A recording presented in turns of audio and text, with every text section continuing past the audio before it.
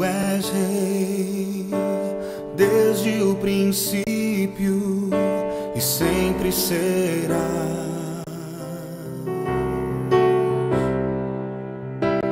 Nada do que foi feito sem ti se fez. A cada manhã, a cada manhã,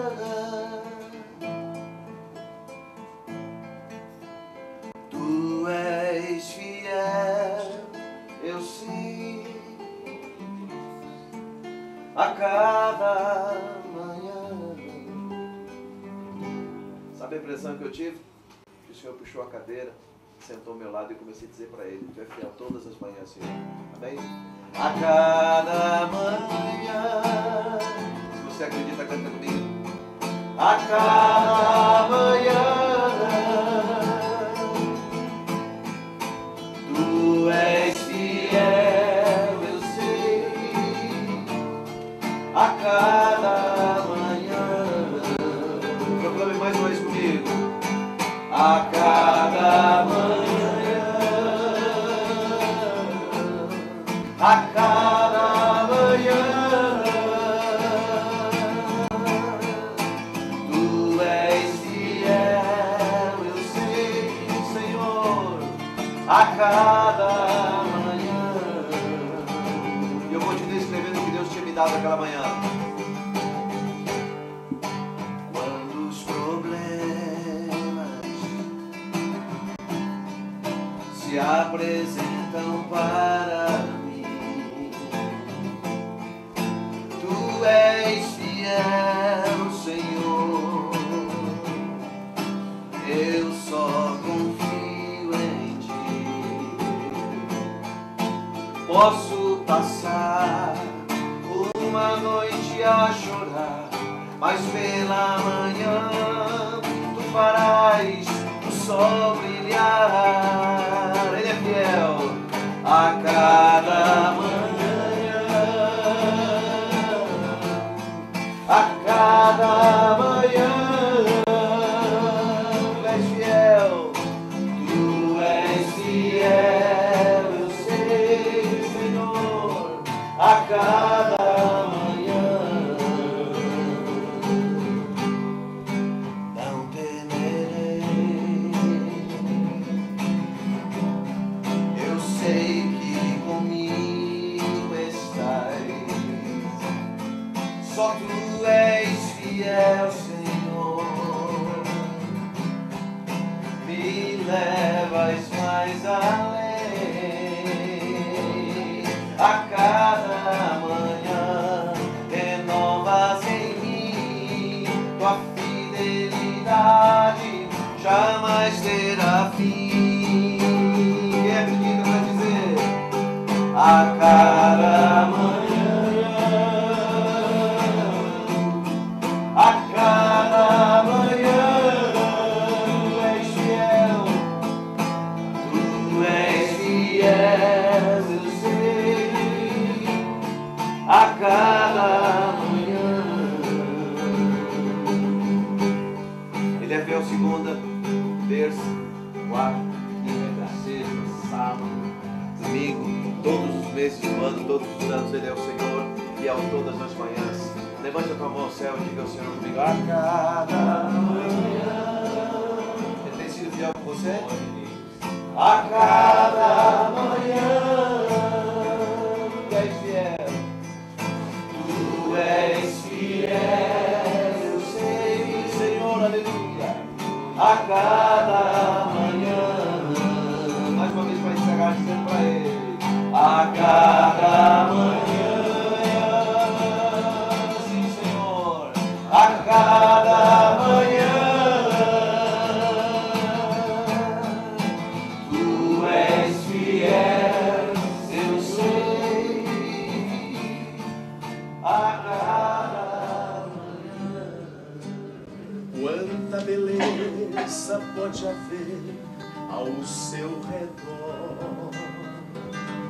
Quanta riqueza pode o homem desfrutar, mas o que adianta ser tão nobre e poderoso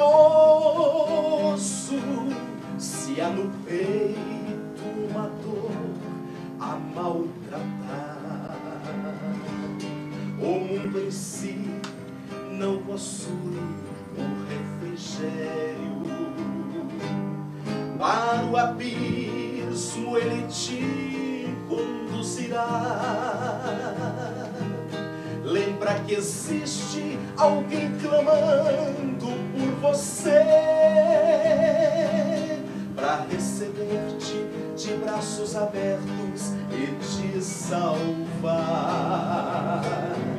Jesus é esse alguém que te chama, Ele é quem tanto olha por você.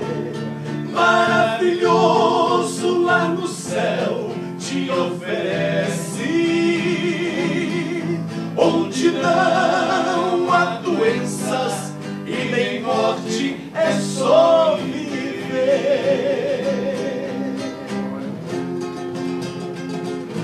Levante os teus olhos nesta manhã e contemple quem pode te ajudar. O Deus Todo-Poderoso está aqui te dizendo: filho, eu sou contigo, eu posso te ajudar. Levante os olhos, veja além o céu azul. Procure mais e veja o símbolo da cruz. Parece até que ali está para nos lembrar o que, Marabá? Que há muito tempo aqui morreu Jesus. Ele chegou humilde, manso e por nós morreu. Em agonia no madeiro crucificado, mas ressurgiu e nos mandou, pastor Elismar, anunciar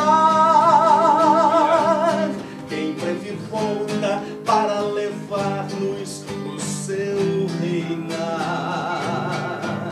Jesus é esse alguém que te chama, Ele é quem tanto olha por você.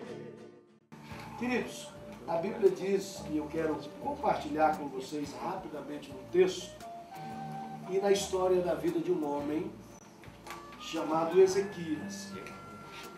A Bíblia diz no segundo livro das Crônicas, no capítulo de número 31, e do versículo 20 a seguir, que foi isso o que Ezequias fez em toda a terra de Judá.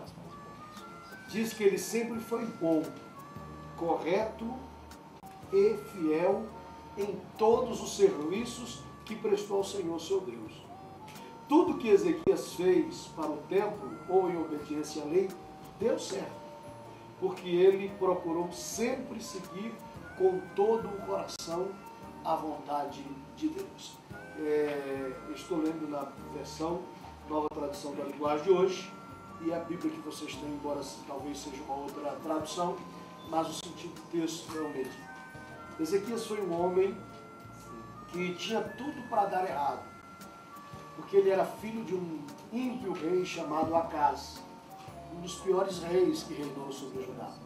Um homem mau, um homem extremamente mau, que inclusive ofereceu os seus filhos, queimando alguns de seus filhos em sacrifício a ídolos.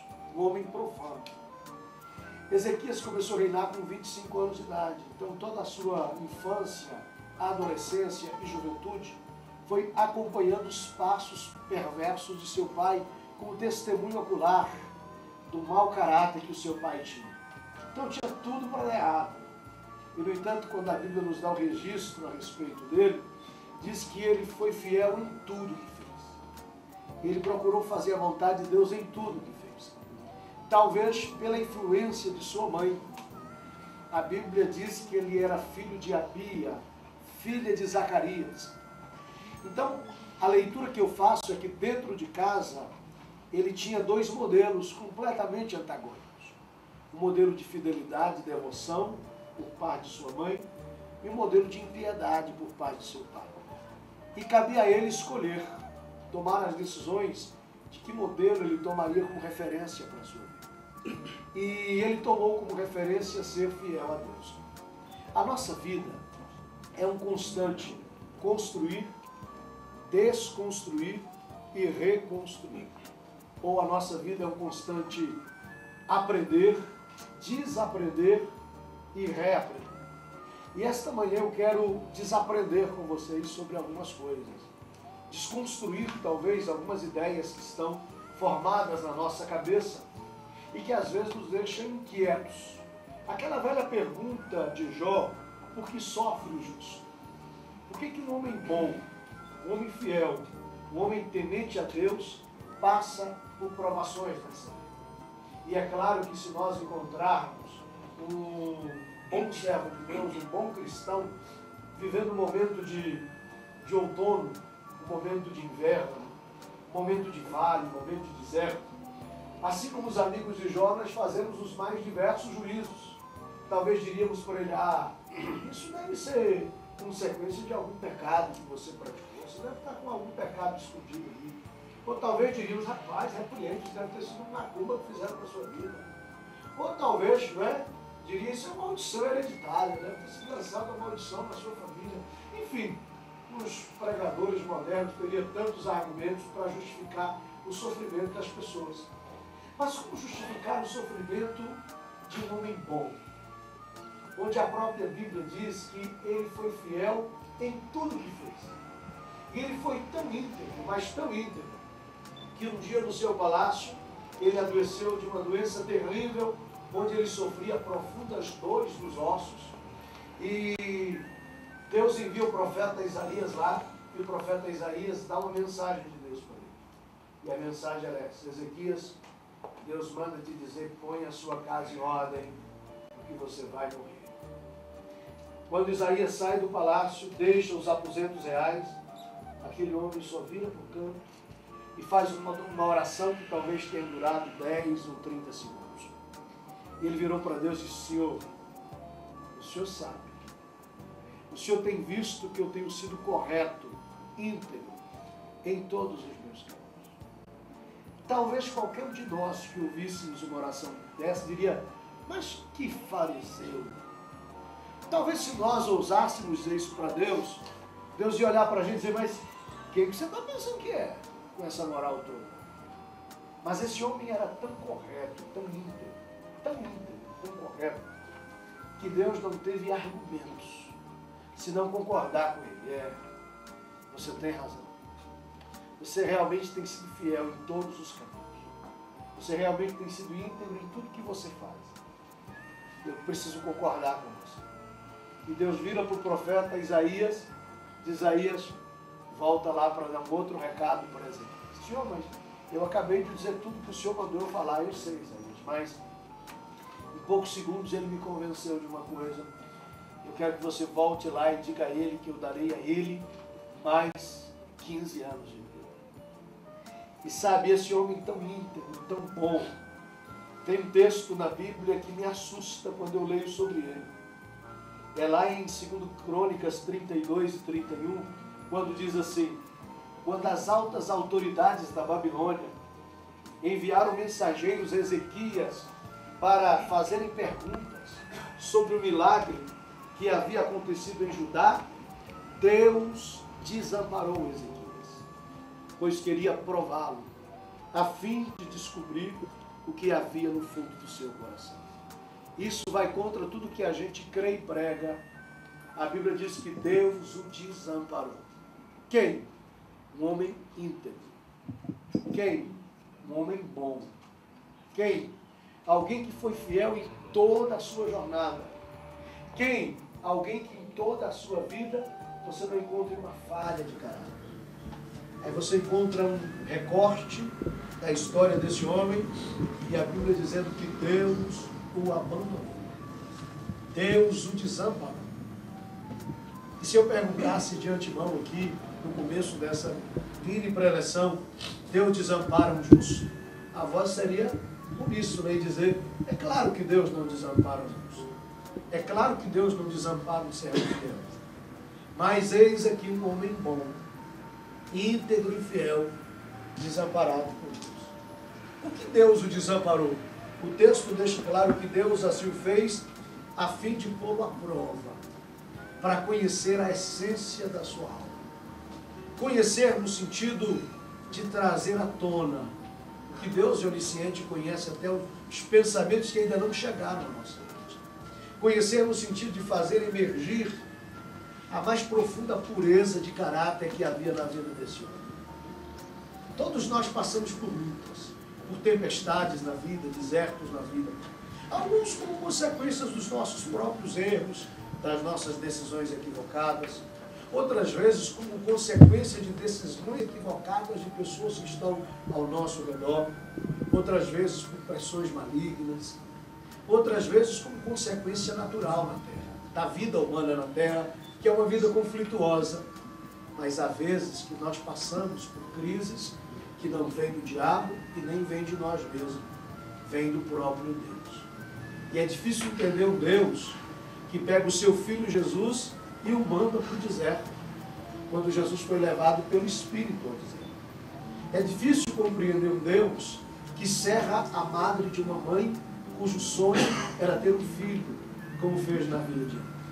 É difícil entender um Deus que às vezes não só permite, mas até atua como agente ativo de algumas tempestades que nos vêm. E por que ele faz isso? Talvez para nos pôr à prova, talvez para fazer brotar a integridade do nosso caráter, talvez para fazer emergir o que há lá no fundo da nossa alma. Não sei. Eu sei que eu olho para a vida desse homem e o vejo sofrendo.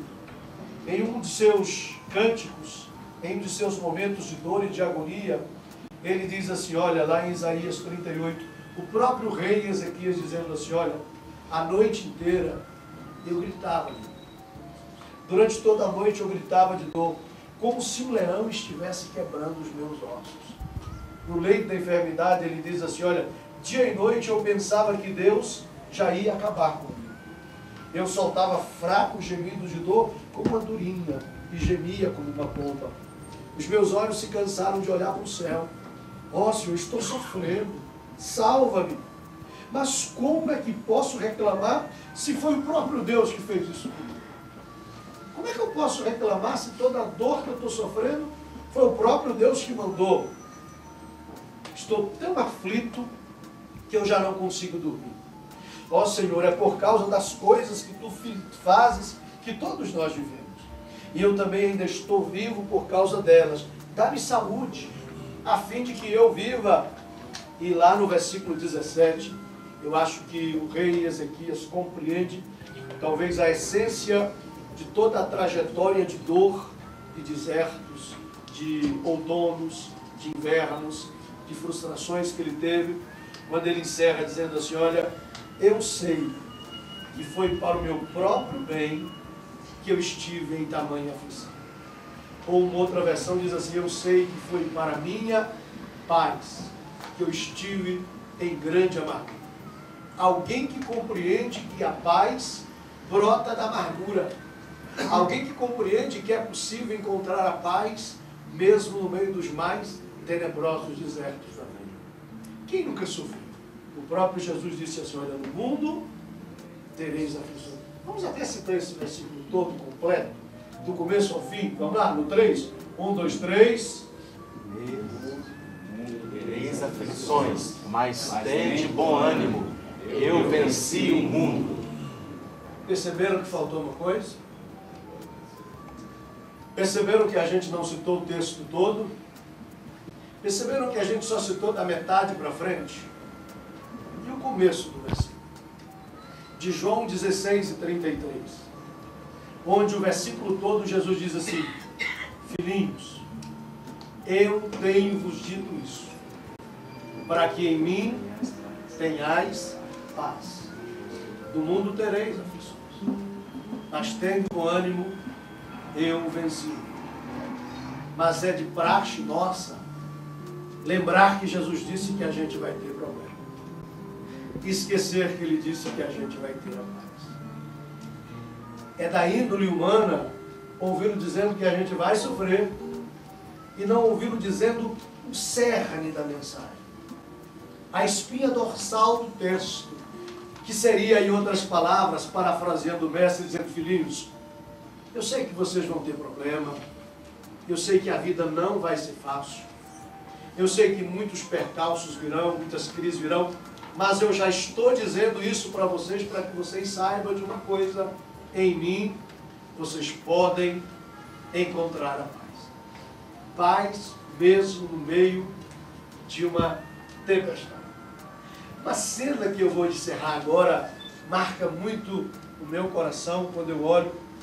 É o momento que Jesus está cansado, às margens do mar da Galileia, chama os seus discípulos para atravessar para o outro lado, porque era o momento dele revigorar um pouco as forças, descansar um pouco, e ele entra no barco, pega uma almofada e vai dormir. E diz a Bíblia que no meio do mar, no meio do lago de Genezaré, enquanto eles atravessavam, sobreveio uma tempestade tão grande que as ondas se levantavam e começavam a cobrir o barco. Ondas enormes que jogavam o barco de um lado para o outro. E o desespero começa a tomar conta da vida dos discípulos que estão no barco. E eles começam, com as suas múltiplas estratégias e habilidades de navegação, a colocar em prática as técnicas que eles conheciam, mas naquele momento nada disso. Eu imagino o barco sendo jogado de um lado para o outro, e objetos rolando, e as pessoas tentando se assegurar, e o desespero, alguns gritando, e no meio desse caos, o que é que Jesus está fazendo? Dormir. Olha, gente, sobre esse assunto de dormir, é um assunto que eu domino muito bem. Modéstia à parte, eu durmo numa viagem de avião daqui para Brasília, de 20 minutos. Mas sabe, como é que alguém consegue dormir num caos desse? Como é que alguém consegue dormir num desespero desse? E aí só me vem à mente que isso é possível, encontrar a paz no meio de uma tempestade, quem está convencido de que a sua vida está totalmente na dependência de Deus. E que no final da luta, no final da história, você pode olhar para o passado e dizer como Ezequias: eu sei que foi para minha paz que eu estive em grande agonia. Hoje eu sei que tudo que eu vivi, tudo que eu passei, foi para a glória de Deus. Eu sei que cada momento que eu vivo na minha vida, o meu Deus está lá. Então o conselho mais prático é, na hora da dor e do desespero, e que as suas técnicas não resolverem, e a sua habilidade não conseguir resolver o problema, e os seus amigos também não puderem fazer nada, e toda a experiência que você acumulou ao longo da vida de nada adiantar, e não houver outra saída, no olho do furacão, pegue uma almofada e vai descansar em Deus, e vai dormir em Deus, porque na hora da turbulência, quando Deus estiver provando a mim e a você, Ele está dando uma oportunidade de fazer emergir e florescer o caráter de Jesus na nossa vida. Que Deus nos abençoe nesta manhã. Que o Espírito de Deus nos dê a paz, a doce paz. Como Paulo disse, a paz que excede todo entendimento. Paz que ultrapassa a lógica. Paz que ultrapassa a razão. O que é paz que ultrapassa a razão? É você estar no olho do furacão, com a almofada na cabeça, descansando. Que a paz de Deus, que excede todo entendimento, diz a Bíblia, guarde o quê?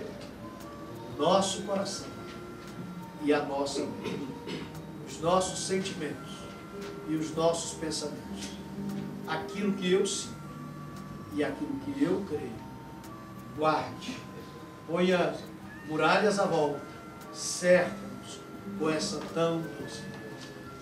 Que Cristo possa nos inundar nesta manhã desta paz e nos ajude e nos ensine a viver em paz, mesmo no meio das tempestades da vida. Curve a sua cabeça, feche os seus olhos e deixe orar com você.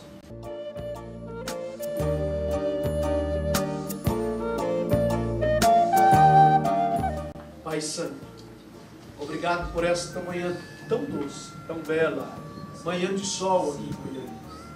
Te agradecemos pela vida do pastor e deputado federal João Campos, por estarmos reunidos aqui nesse escritório e pelas vidas que o Senhor trouxe aqui nesta manhã. Alguns de perto, outros de longe. Alguns que imaginaram vir aqui para resolver uma série de assuntos. Mas o Senhor nos trouxe aqui para nos ensinar a encontrar a paz, mesmo no meio do caos, mesmo na turbulência da tempestade. Pai, não nos poupe daquilo que a gente precisa. Não nos poupe daquilo que a gente precisa passar. Mas nos ensine a olhar para trás depois e dizer, como disse o rei Ezequias: eu sei que foi para o meu próprio bem e foi para a minha paz que eu passei tudo o que eu passei.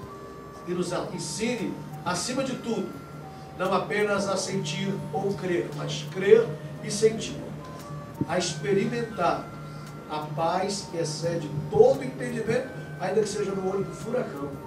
Que a gente tenha, ó Deus, a confiança e a fé de pegar uma almofada e descansar em Ti. Muito obrigado, em nome de Jesus. Graças a Deus. Aleluia.